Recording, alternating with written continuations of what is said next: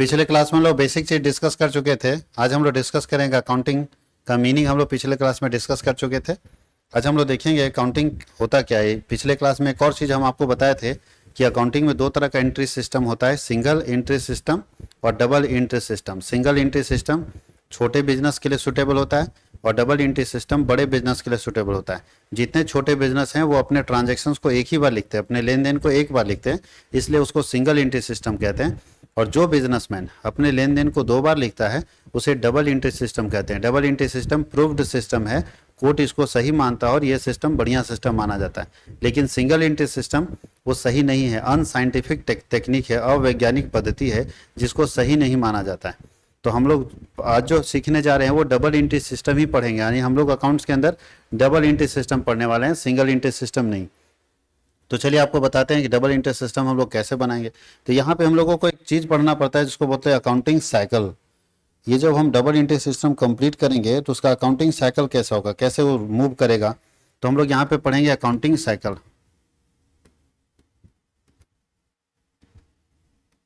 Accounting cycle, लेखांकन चक्र, लेखांकन का पूरा चक्र कैसे घूमता है, इस बात को ध्यान रखना है। लेखांकन चक्र हम लोगों को यहाँ ध्यान रखना है। अकाउंटिंग साइकिल, लेखांकन चक्र।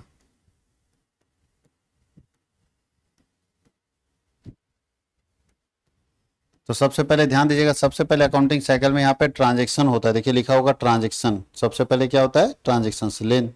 सबसे पहला काम करेंगे ट्रांजैक्शन। ट्रांजैक्शन के बाद यहाँ बनता है जर्नल। जर्नल के बाद बनता है लेजर। लेजर के बाद बनता है ट्रायल बैलेंस। ट्रायल बैलेंस के बाद बनता है ट्रेडिंग प्रॉफिट एंड लॉस और बैलेंस शीट। ध्यान ये दीजिएगा, इसमें कुछ नहीं समझ में आ रहा होगा आपको कि क्या है, तो जब आप बनाएंगे ना तब समझ में आएगा। अभी आपको सारा कुछ नहीं समझ में आए, फिर भी प्रयास करेंगे थोड़ा थोड़ा समझा दे। यानी सबसे पहले बिजनेस में ट्रांजैक्शन होता है, लेन देन होता है। लेन देन के बाद जर्नल बनता है, जर्नल। उसका लेजर बनता है, फिर ट्रायल बैलेंसेस बनते हैं, फिर फाइनल अकाउंट, इसको फाइनल अकाउंट बोलते हैं, जिसके अंदर ट्रेडिंग बनता है, प्रॉफिट एंड लॉस अकाउंट बनता है और बैलेंस शीट बनता है, और फिर उसके बाद ट्रांजैक्शन शुरू हो जाता है। तो कुछ बिजनेस ऐसे होते हैं जो बाईपास पकड़ता है, ट्रांजैक्शन के तुरंत बाद बाईपास पकड़ के और ये पहुंच जाता है लेजर के पास। अब सवाल है कि बाईपास कौन पकड़ेगा और इस रास्ते से कौन आएगा, तो इस रास्ते से वो बिजनेसमैन आएगा जो छोटा बिजनेसमैन होगा, जिसके यहाँ कम ट्रांजैक्शन होता है। तो अगर कोई बिजनेसमैन के यहाँ कम ट्रांजैक्शन होगा तो वो ट्रांजैक्शन के बाद बनाएगा जर्नल। जर्नल के बाद बनाएगा लेजर। लेजर के बाद बनाएगा ट्रायल बैलेंस। ध्यान दीजिएगा, तो ट्रांजैक्शन से जर्नल में कौन आता है, तो स्मॉल बिजनेस आता है, छोटा बिजनेस। जो छोटा बिजनेस होगा जिसके यहाँ कम ट्रांजैक्शन है वो जाएगा, छोटा बिजनेस जो है जिसके यहाँ कम ट्रांजैक्शन है वो ट्रांजैक्शन के बाद तुरंत जर्नल बनाएगा, नहीं जर्नल बना के आगे बढ़ेगा।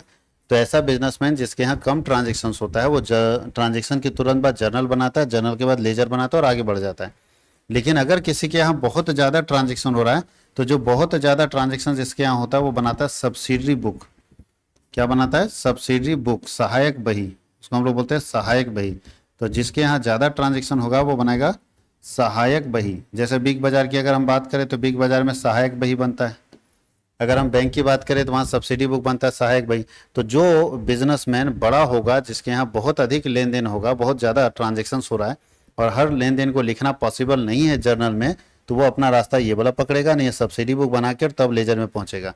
वो बिजनेसमैन क्या करेगा, सब्सिडी बुक बना के फिर लेजर में पहुंचेगा। याद रखिएगा इस चीज़ को, वो सब्सिडी बुक बनाएगा और फिर लेजर में पहुंच जाएगा। यानी ये जर्नल नहीं बनाता, वो जर्नल वाला रास्ता। तो ये ध्यान रखना है। और कर देते हैं, या तो कोई बिजनेसमैन जर्नल बनाएगा या तो कोई बिजनेसमैन सब्सिडी बुक बनाएगा। कोई दिक्कत है, या तो कोई बिजनेसमैन जर्नल बनाएगा या तो कोई बिजनेसमैन सब्सिडी बुक बनाएगा। अगर जो जर्नल बनाएगा वो छोटा बिजनेसमैन होगा जिसके यहाँ कम ट्रांजेक्शन्स होते हैं, और जिसके यहाँ ज़्यादा ट्रांजेक्शन्स होते हैं वो बिजनेसमैन बड़ा बिजनेसमैन होगा और वो बनाएगा अपने यहाँ सब्सिडी बुक, सहायक बही। याद रखिएगा, वो अपने यहाँ क्या बनाएगा, सब्सिडी बुक, सहायक बही। कोई दिक्कत किसी को? ये हम लोग अकाउंट्स में यूनिट 1 पढ़ रहे हैं। यूनिट वाइज हम बात करें, अगर अकाउंट्स की बात करें तो अकाउंट्स में यूनिट 1, अगर कोई चैप्टर जानना चाहता है, ये चैप्टर 1 है। ठीक है, चैप्टर क्या है, 1। अभी चैप्टर 1 चलेगा। कोई दिक्कत?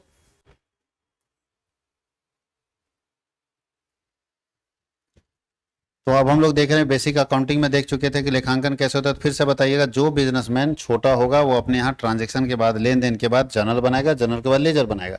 लेकिन जो बिजनेसमैन बड़ा होगा वो अपने यहाँ लेन देन के बाद सब्सिडी बुक बनाएगा। देखिए सब्सिडी बुक का नाम है बुक्स ऑफ ओरिजिनल एंट्री, यहाँ दिख रहा होगा बुक्स ऑफ ओरिजिनल एंट्री, ये दिख रहा है सबको? जी हाँ। बुक्स ऑफ ओरिजिनल एंट्री इसका नाम है, और जर्नल का भी नाम बुक्स ऑफ ओरिजिनल एंट्री है। इसका मतलब है दोनों में से कोई एक ही बनाना है। तो जो बिजनेसमैन अपने यहाँ जर्नल बनाएगा वो बिजनेसमैन अपने यहाँ सब्सिडी बुक नहीं बनाएगा, और जो बिजनेसमैन अपने यहाँ सब्सिडी बुक बनाएगा वो बिजनेसमैन अपने यहाँ जर्नल नहीं बनाएगा। तो दोनों में से कोई एक ही बनाना है, दोनों बनाने की जरूरत नहीं है, कोई एक ही आपको बनाना है।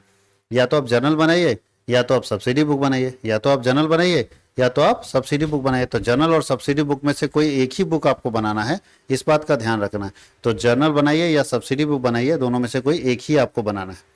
अब सब्सिडी बुक 8 होते हैं, 8 सब्सिडी बुक है, जिसमें पहला होता है कैश बुक, दूसरा होता है परचेज बुक, तीसरा होता है सेल्स बुक। ये एक चैप्टर मिलेगा आगे आपको, वहाँ पे पढ़ाएंगे। Purchase return book, sales return book, bills receivable book और बिल्स पेबल बुक खत्म हो चुका है, और जर्नल प्रॉपर पढ़ना है। तो ये 2 बुक काट देना, ये 2 बुक आपको नहीं पढ़ना, बाकी सारे बुक आपको पढ़ने हैं, ठीक है। ये 2 बुक कट गया है, इस बात का ध्यान रखना है। तो ये है अकाउंटिंग साइकिल। इसमें से किसी को कोई दिक्कत है तो कमेंट करके पूछ सकते हो।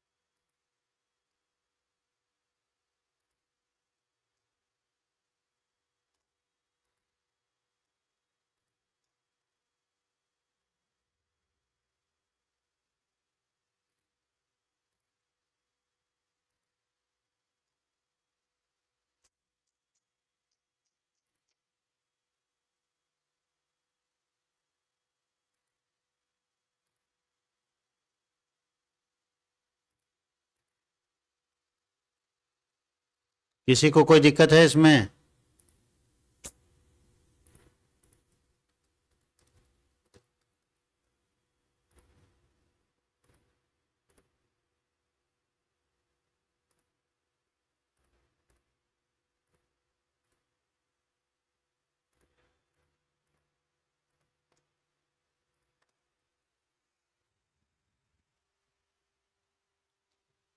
किसी को कोई दिक्कत है?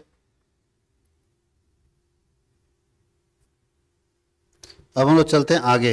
इसका नोट्स आपको यहाँ क्लास में, लाइव क्लास में बनाने की जरूरत नहीं है, क्योंकि आप लाइव क्लास में नोट्स बनाएंगे तो बहुत टाइम चला जाएगा। तो आप लोगों को लाइव क्लास में नोट्स नहीं बनाना है, ठीक है। पीडीएफ आपके पास ये डाला हुआ रहेगा, वहीं से आप इसका नोट्स लिखेंगे, या तो बहुत अगर जरूरत पड़े तो आप इसका प्रिंट आउट निकाल सकते हैं और अंडरलाइन करते चले जाएंगे, तो आपका बनता चला जाएगा।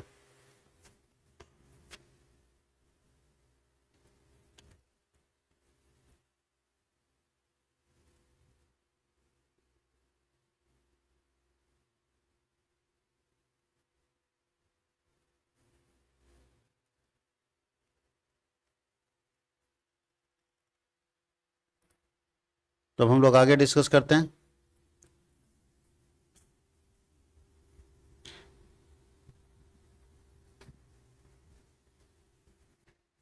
हम लोग देखेंगे ऑब्जेक्टिव ऑफ अकाउंटिंग। अकाउंटिंग का ऑब्जेक्टिव क्या है, क्यों हम लोग अकाउंटिंग करते हैं। तो पहला ऑब्जेक्टिव अकाउंटिंग का, हम लोग बिजनेस में हिसाब किताब एक बिजनेसमैन क्यों लिखता है, क्या कारण है कि एक बिजनेसमैन अपना हिसाब किताब लिखता है, उसके क्या कारण है। तो हम लोग देखेंगे अकाउंटिंग का क्या ऑब्जेक्टिव है, क्या उद्देश्य है, क्यों एक बिजनेसमैन अपना हिसाब किताब लिखता है? तो सबसे पहले एक बिजनेसमैन अपना हिसाब किताब इसलिए लिखता है ताकि वो अपने सारे लेन देन को सिस्टमैटिक लिख सके और कंप्लीट लिख सके। एक बिजनेसमैन चाहता है कि उसका लेन देन जो है वो सिस्टमैटिक लिख, सिस्टमैटिक मतलब 1 तारीख 2 तारीख 3 तारीख सिस्टम से लिख सके और कंप्लीट। तो बोलता है अगर बिजनेसमैन अपने लेन देन को सिस्टमैटिक और कंप्लीट लिखना चाहता है तो उसे अकाउंटिंग करना पड़ेगा। अगर कोई बिजनेसमैन चाहता है कि उसका लेन देन जो है वो सिस्टमैटिक हो या कंप्लीट हो तो उसे अकाउंटिंग करना पड़ेगा, लेखांकन करना पड़ेगा। टू असर्टेन द प्रॉफिट और लॉस, अगर वो लाभ हानि निकालना चाहता है तो भी उसे लेखांकन करना पड़ेगा। अगर वो लाभ हानि निकालना चाहता है तो भी उसे लेखांकन करना पड़ेगा। To ascertain the financial position of business, अगर वो बिजनेस का फाइनेंशियल पोजीशन निकालना चाहता है कि बिजनेस का वित्तीय स्थिति क्या है, बिजनेस के पास कितना प्रॉपर्टी है, कितना कैपिटल है, कितना लायबिलिटी है, कितना इनकम है, कितना खर्च है, इसके बारे में जानना चाहता है तो भी उसको फाइनेंशियल स्टेटमेंट बनाना पड़ेगा, यानी अकाउंटिंग करना पड़ेगा। तो अकाउंटिंग फाइनेंशियल पोजीशन का मतलब एसेट्स, संपत्ति कितना है, कैपिटल कितना, पूंजी कितना है, ठीक है, पैसा कितना है, इसके बारे में जानकारी लेने के लिए आपको अकाउंटिंग करना पड़ेगा। To provide information to various groups और यूजर्स, विभिन्न समूहों को, जितने लोग हमारे कंपनी को जानते हैं या जानना चाहते हैं उनको जानकारी देने के लिए भी हम लोग क्या करते हैं, अकाउंटिंग करते हैं। जैसे एक कंपनी अपना इन्फॉर्मेशन खुद नहीं रखती है, बहुत लोगों को देना चाहती है, तो जिन लोगों को अपना इन्फॉर्मेशन देना चाहती है उनके लिए भी अकाउंटिंग करते हैं। जैसे मान लीजिए टाटा कंपनी है, तो टाटा कंपनी अपना इन्फॉर्मेशन हम लोगों को देना चाहती है, तो हम लोगों को देना चाहती है, इसके लिए वो अकाउंटिंग करती है और अकाउंटिंग करके हमारे सामने उसको जो डिस्प्ले करती है, हम उसको देखते हैं और लगता है कि ये कंपनी अच्छी कंपनी है, बहुत अच्छा मार्जिन कमा सकती है। तो हम क्या करते हैं, हम लोग जब एक कंपनी बहुत अच्छी कंपनी है, अच्छा मार्जिन कमा सकती है, तो हम लोग क्या करते हैं, सिंपल सा फंडा याद रखना कि उस कंपनी में शेयर में पैसा लगा देते हैं। तो कंपनी अपने अकाउंटिंग इन्फॉर्मेशन के इसलिए सामने दिखाती है जनता को ताकि जनता उस पर विश्वास कर सके और वहाँ पे पैसा लगा सके। तो कंपनी अपना अकाउंटिंग इसलिए बनाती है ताकि लोगों से पैसा लेने में उसे दिक्कत ना हो। और आगे लिखा है टू फैसिलिटेट डिसीजन मेकिंग, निर्णय लेने में भी बहुत मदद करता है। अगर हमारे पास सारा हिसाब किताब लिखा रहेगा ना तो हम आसानी से निर्णय ले सकते हैं। जैसे एक बिजनेसमैन के पास सारा हिसाब किताब लिखा है कि उसको कितना इनकम हो रहा है, कितना खर्चा हो रहा है, तो अगर कोई निर्णय लेना है कि हमको एक और ब्रांच खोलना है, मान लीजिए एक और ब्रांच खोलना चाहते हैं, तो हम ये निर्णय आराम से ले पाएंगे। अगर हमको पता है कि हमको कितना प्रॉफिट कितना लॉस हो रहा है तो हम आराम से निर्णय ले पाएंगे कि वहाँ पे ब्रांच खोलना चाहिए या नहीं खोलना चाहिए। कोई दिक्कत है तो कहीं पे ब्रांच ओपन करना चाहिए या नहीं करना चाहिए, इसके लिए ज़रूरी है कि आप हिसाब किताब लिख के रखो, डिसीजन मेकिंग करो। जब तक आप डिसीजन मेकिंग नहीं करोगे तब तक आपके पास सही से कोई भी इंफॉर्मेशन नहीं आएगा और कोई भी आप डिसीजन नहीं ले पाएंगे। और टू मीट लीगल रिक्वायरमेंट्स, जो कानून ये कहता है कि हर कंपनी को, हर बिजनेस को अपना हिसाब किताब सही से लिखना होगा और उसे एक सीए, चार्टर्ड अकाउंटेंट से चेक कराना होगा। कोई दिक्कत है, ये बता रहा है हर कानून में लिखा है, हर बिजनेस के लिए सरकार का नियम है कि हर बिजनेस को अपना हिसाब किताब सही तरीके से लिखवाना होगा और लिखना होगा और साथ ही साथ सीए से चेक करवाना होगा ताकि उसकी शुद्धता पता चल सके, प्योरिटी पता चल सके कि वो सही है या नहीं है। याद रखना इस चीज़ को। तो इसके लिए भी हम लोग अकाउंटिंग करते हैं। कहीं किसी को दिक्कत है ऑब्जेक्टिव ऑफ अकाउंटिंग में देखिए तो?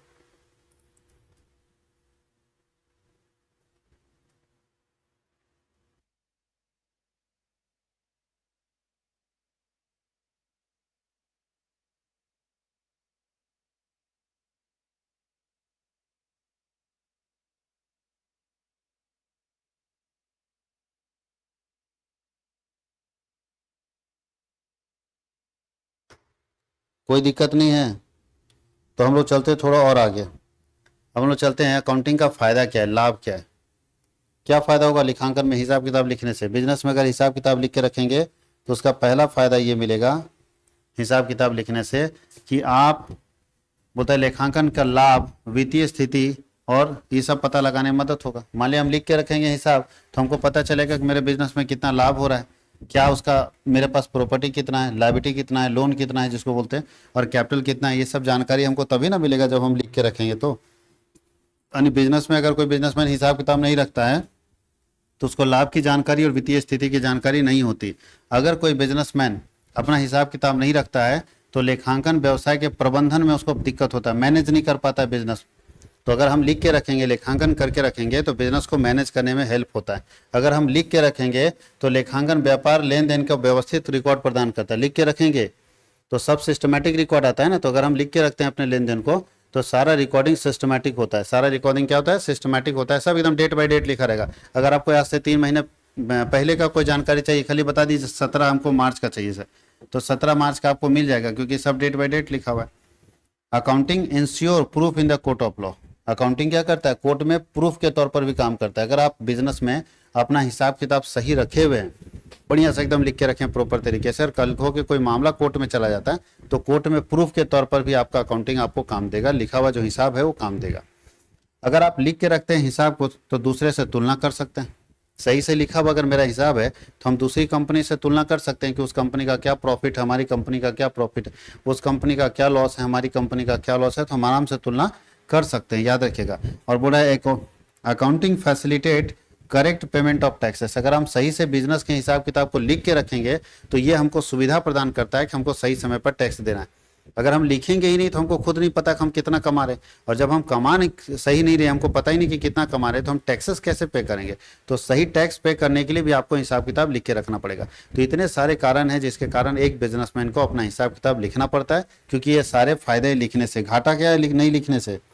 देखिए हानि पूछ रहा है, लिखने से नुकसान क्या है?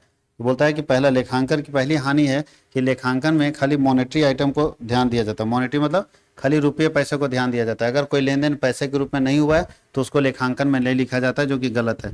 लेखांकन में केवल मौद्रिक लेन देन को लिखा जाता है, जहाँ रुपया पैसा आता है बस केवल उसको लिखा जाता है। लेखांकन में एसेट्स को संपत्ति लागत पर लिखा जाता है। जो भी संपत्ति हम दिखाते हैं, जैसे बिल्डिंग खरीदे मान लो आज से 10 साल पहले 40,000 की, आज उसका 4 लाख कीमत है। 40,000 की बिल्डिंग खरीदे, आज उसका 4 लाख कीमत है, लेकिन हम अपने पास दिखाएंगे 40,000। हम अपने पास कितना दिखाएंगे? 40,000। याद रखिएगा इस चीज को। तो ऐसी स्थिति में बोलता है कि कोई भी संपत्ति को आप लागत पर दिखा रहे हैं, ये ठीक नहीं है। कोई भी संपत्ति को आप लागत पर दिखा रहे हैं, ये ठीक नहीं है। तो लागत पर दिखाना चाहिए, ये गलत चीज है। लागत पर दिखाना सही बात नहीं, क्योंकि मान लो कोई प्रॉपर्टी हम खरीदे आज से 40,000 में, और उसका 10 साल बाद कीमत 4 लाख हो गया, लेकिन हम लोग कितने पर दिखा रहे हैं? अभी भी हम लोग लेखांकन में अभी भी 40,000 पर दिखा रहे हैं, जो कि गलत बात है लेखांकन का। अगर वैल्यू बढ़ा है तो आपको चेंज करके दिखाना चाहिए। पर्सनल जजमेंट से अफेक्टेड होता है, व्यक्तिगत निर्णय से प्रभावित होता है। लेखांकन का ना हमारा सोचने का तरीका अलग है, दूसरे का सोचने का तरीका अलग है, तीसरे का सोचने का तरीका अलग है। तो हर व्यक्ति अपने सोच के हिसाब से ही बिजनेस में हिसाब किताब लिखता है। तो जब आप अपने सोच के हिसाब से बिजनेस में हिसाब किताब लिख रहे हैं तो कहीं ना कहीं ऐसा होता है कि पर्सनल जजमेंट के कारण, हमारे व्यक्तिगत सोच के कारण हिसाब किताब में गड़बड़ी आ जाती है।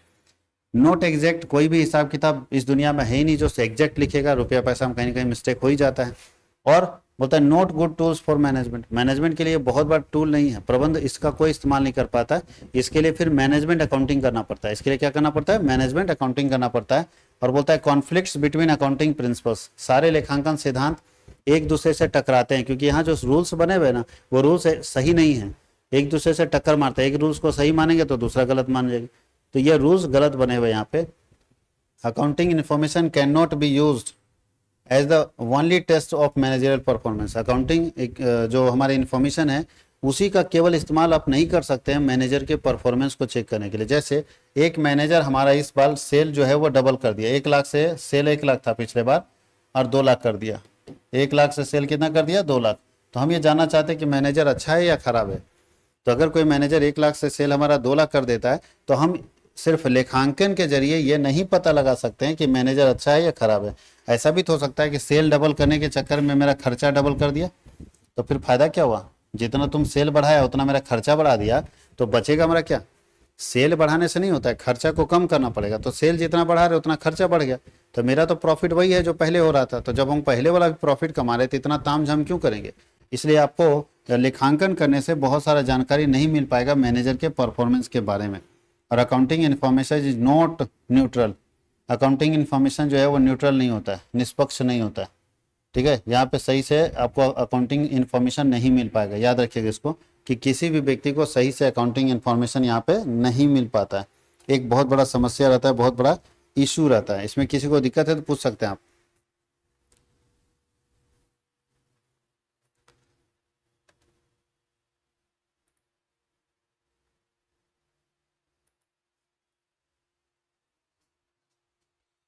अब देखिए उसी को यहाँ लिखा है अकाउंटिंग इन्फॉर्मेशन, जो अभी हम लोग ऊपर लिख रहे थे ना वही नीचे लिखा है। ठीक है, अब हम लोग देखते हैं यूजर ऑफ अकाउंटिंग इन्फॉर्मेशन। किसको किसको अकाउंटिंग इन्फॉर्मेशन चाहिए, यानी कौन कौन व्यक्ति है जो जानना चाहता है बिजनेस के बारे में। तो बिजनेस के बारे में जानने वाले लोग दो हैं, यानी बिजनेस के हिसाब किताब के बारे में जानने वाले दो लोग हैं। आपको पता होना चाहिए कि हमारे यहाँ जो छोटे बिजनेसमैन होते हैं, जैसे हमारे आसपास में जो बिजनेसमैन है वो अपनी इनकम को दिखाते नहीं। अगर वो 5 लाख कमा रहा है या 40,000 कमा रहा है, पूछेगा कितना कमा रहे, तो बोलता है कहाँ कमा रहे, वो बताना नहीं चाहता। तो जो छोटा बिजनेसमैन है वो अपनी इनकम को छिपाता है, लेकिन जो बड़ा बिजनेसमैन है वो अपनी इनकम को बताता है। भाई किसको किसको बताता है? तो एक बिजनेसमैन अपने इनकम को बताना चाहता है, तो कैसे बताएगा? हल्ला करेगा खड़ा होकर कि मेरा हम इतना कमाते हैं, नहीं ना, वो अपना हिसाब किताब दुनिया को दिखाएगा। देख लो और देख के तुम खुद सोचो कि हम कितना कमाते हैं। तो सवाल है कि किसको दिखाना चाहता है एक बिजनेस, हिसाब किताब अपना। तो यहाँ बोल रहा है कि अकाउंटिंग इन्फॉर्मेशन जो आप हिसाब किताब रखे हैं उसको हम दिखाना चाहते हैं। तो दो तरह के लोग हैं जिनको बिजनेस दिखाना चाहता है, तो वही लिखा है लेखांकन सूचना के उपयोग करता नहीं। जो आप लेखांकन सूचना बनाए हैं उसका कौन उपयोग करेगा, कौन उसको जानता है, या उसकी आवश्यकता, उसका क्या जरूरत है। तो दो तरह के यूजर होते हैं। एक होता है आंतरिक यूजर, जो बिजनेस के अंदर है, कंपनी उसको भी दिखाना चाहती है अपने परफॉर्मेंस के बारे में, अपने परफॉर्मेंस के बारे में बिजनेस के अंदर वाले लोगों को भी बताना चाहती है कंपनी कि देखो मेरा परफॉर्मेंस क्या है। और एक है बाह्य यूजर, एक कौन है? बाह्य उपयोगकर्ता। एक हो गया आंतरिक उपयोगकर्ता और एक हो गया बाह्य उपयोगकर्ता। ये दो है जिसके बारे में कंपनी जानना चाहती है। पहला आंतरिक मतलब कंपनी के अंदर वाले लोग जो बिजनेस के अंदर ही बैठे हैं और वो भी कंपनी के बारे में जानना चाहते हैं। जैसे बिजनेस का मालिक बिजनेस के अंदर ही होता है, वो भी जानना चाहता है। जैसे मैनेजमेंट प्रबंध बिजनेस के अंदर होता है, कर्मचारी बिजनेस के अंदर, ये तीनों बिजनेस के अंदर होते हैं, फिर भी बिजनेस के बारे में जानना चाहते हैं, क्योंकि मालिक बिजनेस नहीं चलाता। हम जिस बिजनेस की बात कर रहे हैं वो बड़ा बिजनेस है, छोटा बिजनेस नहीं। ऐसा बिजनेस नहीं जहाँ दुकान मालिक अपने दुकान में काउंटर पर बैठा हुआ, वहाँ नहीं, वो तो अपने पता चल गया उसको।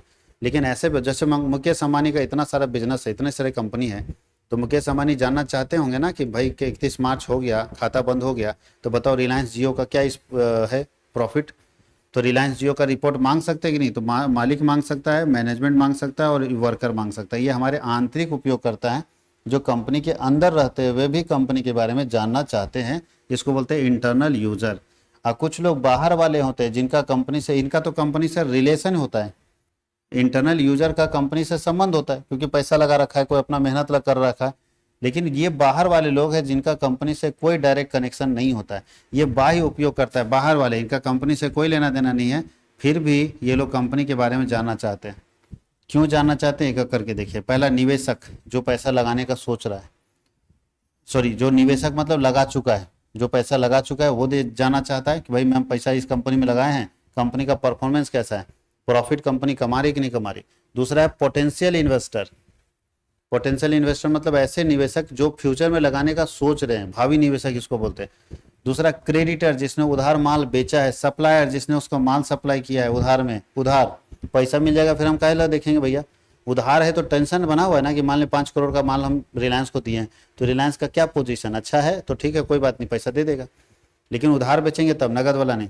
बैंक जो हमको लोन दिया है, फाइनेंशियल इंस्टीट्यूशन जो हमको लोन दिया है, वो लोग देखना चाहता है कि जिस कंपनी को हम लोन दिए हैं उस कंपनी का परफॉर्मेंस कैसा हो, कंपनी कितना कमा रही है। उसके आगे क्या है, गवर्नमेंट जानना चाहती है, सरकार की, और टैक्स अथॉरिटी कि भाई जो कंपनी हमारे देश में चल रही है कितना कमा रही है, कितना हमारे सरकार को टैक्सेस दे रही है, रोजगार क्रिएट कर रही है कि नहीं कर रही है। तो ये सारा जानकारी यहाँ से सरकार भी लेना चाहती है। और अदर यूजर, और भी बहुत सारे लोग हैं जो कंपनी के बारे में जानना चाहते हैं कि कंपनी कितना कमा रही है। और कैसे कंपनी बताती है, तो कंपनी अपने वेबसाइट पे, हर कंपनी का अपना वेबसाइट होता है, आप देखिएगा सर्च करके तो टाटा का, रिलायंस का, सबका मिलेगा। वेबसाइट में जाइएगा, वेबसाइट में आप जो साल का देखना चाहते हैं, आपको लगता है कि हमको देखना है 2022 में कितना कमाया टाटा कंपनी, तो आप सर्च कीजिए, वहाँ पे अवेलेबल है, आप आराम से देख सकते हैं। तो जिस साल का आप देखना चाहते हैं वेबसाइट पे ये कंपनियां अपना पूरा प्रॉफिट और लॉस अकाउंट डाल देती है, पूरा बैलेंस शीट डाल देती है। जैसे आपको जानना चाहते हो, अगर आप इंटरेस्टेड हो और जानना चाहते हो कि टाटा कंपनी का टोटल प्रॉपर्टी कितने का, एसेट्स कितने का है, आप सर्च करो ना गूगल में, वेबसाइट में जाके मिल जाएगा आपको। तो हर कंपनी अपना पूरा इन्फॉर्मेशन लोगों के सामने शेयर करती है, लोगों को बताती है भैया आप देखो कोई दिक्कत नहीं, जानकारी लो तब हमारे यहाँ पैसा लगाओ। क्योंकि कंपनी को जनता से पैसा लेना होता है, इसलिए कंपनी अपने परफॉर्मेंस को जनता को बताती है ताकि वहाँ से पैसा लिया जा सके। याद रखिएगा, हर कंपनी को जनता से पैसा लेना होता है, तो कंपनी ये चाहती है कि हम जनता को पूरा जानकारी दें, जनता को पूरा जानकारी दे ताकि हमको वहाँ से आराम से पैसा मिल सके। बताइए, अगर आप पब्लिक हो और हम कंपनी हैं, अगर हमको पैसा लेना है आपसे, तो हम आपको पूरा चीज़ बता दिए अपने बारे में, जब आप मेरे बारे में सब कुछ जानने लगे तब आप निर्णय लिए, डिसीजन लिए कि नहीं ये कंपनी अच्छी है, इसमें पैसा लगाना चाहिए, और तब आपने हमारे यहाँ पैसा लगाया। तो ये बात आपको समझना है कि एक्सटर्नल यूजर वैसे लोग हैं जो कंपनी से डायरेक्ट रिलेटेड नहीं है, प्रत्यक्ष उनका कोई संबंध नहीं होता है, लेकिन फिर भी वो कंपनी के बारे में जानना चाहते हैं ताकि वो फ्यूचर में पैसा लगाएं, या अभी अगर उन्होंने उधार माल बेचा है तो वहाँ से पैसा मिलेगा कि नहीं मिलेगा। अब बताइए कोई आदमी काम कर रहा है वहाँ पे, तो हमको पता होना चाहिए कि ये कंपनी लंबे समय तक चलेगी कि नहीं चलेगी। ऐसा तो नहीं कंपनी बंद हो जाएगी, डर इस बात का भी तो है। इसलिए आपको इस बात को सोचना पड़ेगा कि कंपनी आगे चलेगी या नहीं चलेगी, क्या समस्या आ रही है, इन सब बातों को डिसीजन यहाँ पे लेना होगा। तो दो तरह के उपयोग करता है, यानी कंपनी जो अपना हिसाब किताब रखती है वो दो तरह के लोग उसका यूज करते हैं, एक आंतरिक जो कंपनी के अंदर वाले होते हैं, और एक बाह्य जो कंपनी के बाहर वाले होते हैं। बाहर वाले में ये सारे लोग आते हैं, अंदर वाले में 3 लोग आते हैं। अंदर वाले में आता है मालिक, अंदर वाले में आता है प्रबंध, और अंदर वाले में आता है वर्कर, श्रमिक। ये तीनों लोग कंपनी के अंदर वाले में शामिल किए जाते हैं।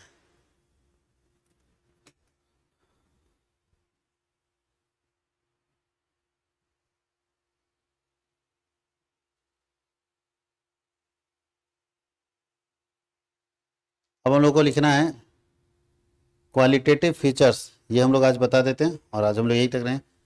बोलता है कि अकाउंटिंग इन्फॉर्मेशन का क्वालिटेटिव फीचर क्या है। क्वालिटेटिव मतलब समझते हैं, क्वालिटी वाला फीचर क्या है, क्वांटिटी वाला फीचर जो जानते हैं, गुणात्मक जिसको बोलते हैं, गुणात्मक विशेषता क्या है। यानी अकाउंटिंग इन्फॉर्मेशन में लेखांकन सूचना में क्या गुण होता है। तो लेखांकन सूचना ऐसा होना चाहिए, मान लिया आप किसी को सूचना दे रहे हैं, अपने बिजनेस का हिसाब किताब लिख के आप सूचना दे रहे हैं, तो सूचना ऐसा होना चाहिए जो अंडरस्टेबिलिटी होनी चाहिए। अंडरस्टेबिलिटी मतलब आप ऐसे सूचना दीजिए कि सामने वाला आसानी से उस सूचना को समझ सके। अब एक कंपनी आपको ऐसा इन्फॉर्मेशन दे दिया, ऐसा जानकारी दिया, समझ में नहीं आ रहा है, जानकारी तो दे दिया लेकिन समझ नहीं आ रहा। बोलता है एक अच्छा सूचना वो होता है जो समझने लायक होता है।